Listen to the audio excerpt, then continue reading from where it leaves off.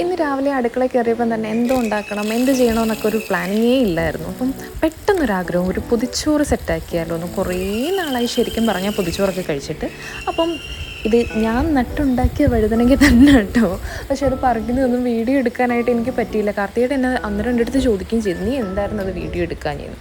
അപ്പം വഴുതനങ്ങ മെഴുക്കുവരട്ടി, ആ കൂട്ടത്തിലൊരു മുട്ട പൊരിച്ചത് അപ്പം ഞാൻ നേരത്തെ സെറ്റാക്കി വെക്കുന്നുണ്ട്.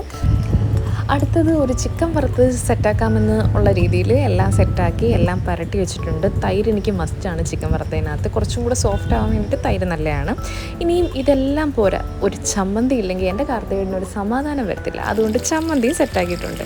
ഇനി നല്ല തിളച്ച എണ്ണയിലേക്ക് നല്ല കരിവേപ്പില അങ്ങോട്ട് ഇട്ടിട്ട് ചിക്കൻ അങ്ങോട്ട് വറുത്തെടുക്കാമെന്ന് വിചാരിച്ചു. അങ്ങനെ 1 by 1 ഞാൻ എല്ലാം ഇട്ട് അത് സെറ്റാക്കിയിട്ടുണ്ട്. ഇനിയാണ് ചടങ്ങ് ഗൈസ്. ഞാൻ കുളിയൊക്കെ കഴിഞ്ഞ് തലമുടിയൊക്കെ കിട്ടുന്നത് കണ്ടോ. തലയിൽ ശരിക്കും പറഞ്ഞാൽ എനിക്ക് മുടി കുറവായതുകൊണ്ട് തോർത്തിരിക്കില്ല. ഒരു അഡ്ജസ്റ്റ്മെൻറ്റിൻ്റെ പുറത്താണ് ഈ പോകുന്നത്. എങ്ങോട്ടാണെന്നല്ലേ, ആ കാണുന്ന വാഴയില ഇല പറിക്കാനാണ്. കിട്ടി ഗൈസ്, കിട്ടി.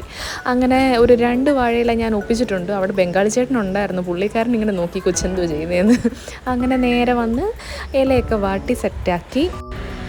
ഇനി ഒരാളെയും കൂടെ സെറ്റാക്കാനുണ്ട്, മുട്ട പൊരിച്ചത്. അത് ചൂടോടെ സെറ്റാക്കാൻ സമയത്തെടുക്കാമെന്നും പറഞ്ഞ് സമയത്താണ് ഞാനത് ചെയ്തത്. അങ്ങനെ എല്ലാം ഓൾറെഡി എല്ലാം സെറ്റായിട്ടുണ്ട്. ചമ്മന്തി, വഴുതനങ്ങ മെഴുക്കുവരട്ടി, ചിക്കൻ വറുത്തത്, മുട്ട പൊരിച്ചത്. അപ്പം എനിക്കങ്ങനെ ചോറ് പൊതി അങ്ങനെ സെറ്റ് ചെയ്യാനൊന്നും അറിയത്തില്ല, അങ്ങനെ വലിയ ശീലമൊന്നുമില്ല. എങ്കിലും ഞാൻ എൻ്റേതായ രീതിയിൽ സെറ്റ് ചെയ്തിട്ടുണ്ട്. അങ്ങനെ എല്ലാം വെച്ചിട്ടുണ്ട്.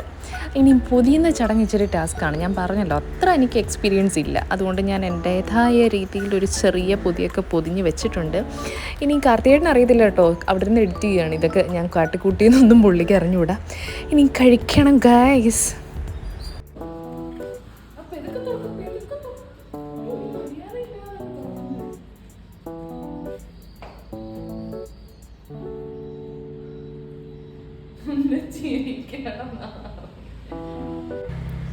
എല്ലാം സെറ്റാക്കി വെച്ച് 10 വട്ടം കാർത്തികേട്ടാ വാ കഴിക്കാം എന്ന് പറഞ്ഞിട്ടാണ് ഗൈസ് എൻ്റെ പൊന്നെ ഇങ്ങനെ കഴിക്കാൻ വന്നത്. വേറൊന്നും കൊണ്ടല്ല, വർക്ക് ചെയ്യുന്ന ആത്മാർത്ഥതയല്ല, കണ്ടുകൊണ്ടിരിക്കുന്ന സിനിമയോടുള്ള ഡെഡിക്കേഷനാണ് പുള്ളിയുടെ.